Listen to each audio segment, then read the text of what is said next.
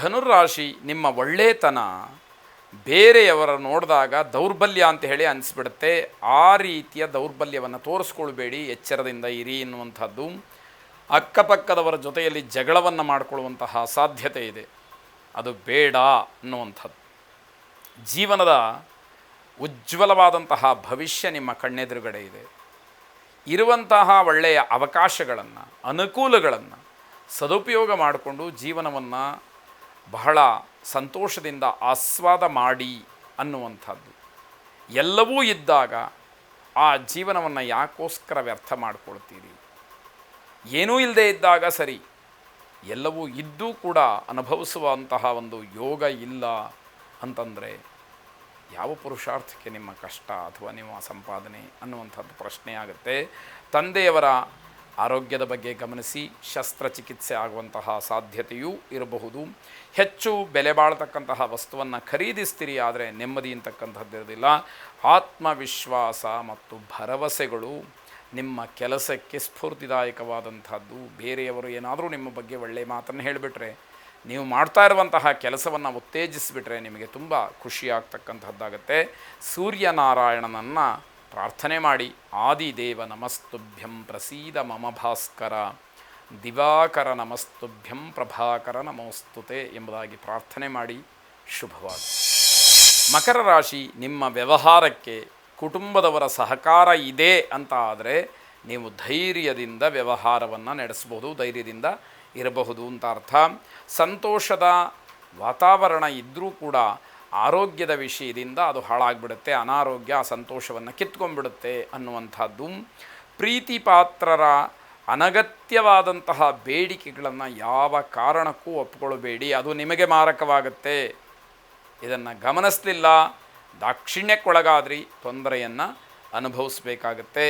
ಸಂತಾನಾಪೇಕ್ಷಿಗಳಿಗೆ ಶುಭ ಸಮಯ, ಭಗವಂತನ ಅನುಗ್ರಹವಾಗ್ತಕ್ಕಂತಹ ವಿಚಾರ. ಆಸ್ಪತ್ರೆಗೋಸ್ಕರವಾಗಿ ಹಣವನ್ನು ಖರ್ಚು ಮಾಡಬೇಕಾಗತ್ತೆ. ಹಳೆಯ ನೋವು, ಅನಾರೋಗ್ಯ ಮತ್ತೆ ನಿಮ್ಮನ್ನು ಕಾಡುವ ಹಾಗೆ ಆಗಬಹುದು ಅಂತ ಅರ್ಥ.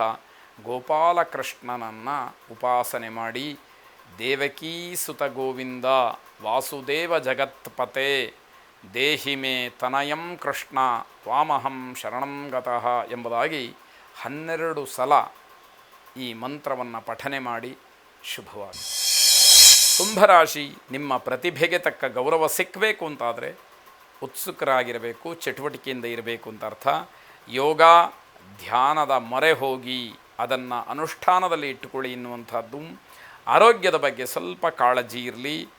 ಏಕಾಂಗಿತನ ಅಥವಾ ಒಂಟಿತನ ನಿಮ್ಮನ್ನು ಕಾಡಬಹುದು ಅನ್ನುವಂಥದ್ದು ಇಲ್ಲಿ ಗಮನಿಸಬೇಕಾಗುತ್ತೆ. ಆಲಸ್ಯ ಅಥವಾ ಸೋಮಾರಿತನದಿಂದ ಹಲವಾರು ಅವಕಾಶಗಳಿಂದ ನೀವು ವಂಚಿತರಾಗ್ತೀರಿ. ಅದಕ್ಕೆ ಅವಕಾಶವನ್ನು ಮಾಡಿಕೊಡಬಾರ್ದು. ನಿಮಗೆ ಸಿಕ್ಕಬೇಕಾದಂತಹ ಉತ್ತಮವಾದಂತಹ ಅವಕಾಶ ನಿಮ್ಮ ಆಲಸ್ಯದಿಂದ ಬೇರೆಯವರ ಪಾಲಾಗ್ಬಿಡುತ್ತೆ. ಆ ಜಾಡ್ಯವನ್ನು ದೂರ ಮಾಡಿಕೊಳ್ಳಿ ಎನ್ನುವಂಥದ್ದು. ನಿಮ್ಮ ಶರೀರದಲ್ಲಿ ಶಕ್ತಿಯನ್ನು ವೃದ್ಧಿಸ್ಕೊಳ್ಬೇಕು. ಅಂದರೆ ನಾನು ಕೆಲಸ ಮಾಡ್ತೀನಿ, ನನಗೆ ಆ ಶಕ್ತಿ ಇದೆ ಅನ್ನುವಂತಹ ಒಂದು ಮನೋಭಾವ ನಿಮ್ಮಲ್ಲಿ ಬೆಳಿಬೇಕು. ಆರೋಗ್ಯವಂತರಾಗಿರೋದಕ್ಕೆ ಒಂದು ಸರಿಯಾದಂತಹ ಸಾಧನ ಮಾರ್ಗವನ್ನು ನೀವು ಅನುಸರಿಸಬೇಕು ಅನ್ನುವಂಥದ್ದು. ದಕ್ಷಿಣಾಮೂರ್ತಿಯನ್ನು ಪ್ರಾರ್ಥನೆ ಮಾಡಿ. ಗುರವೇ ಸರ್ವಲೋಕಾನಾಂ ಭಿಷಜೇ ಭವರೋಗಿಣಾಂ ನಿಧಯೇ ಸರ್ವವಿದ್ಯಾನಾಂ ದಕ್ಷಿಣಾಮೂರ್ತಯೇ ನಮಃ ಎಂಬ ಮಂತ್ರವನ್ನು 28 ಸಲ ಪಠನ ಮಾಡಿ. ಶುಭವಾಗಿ.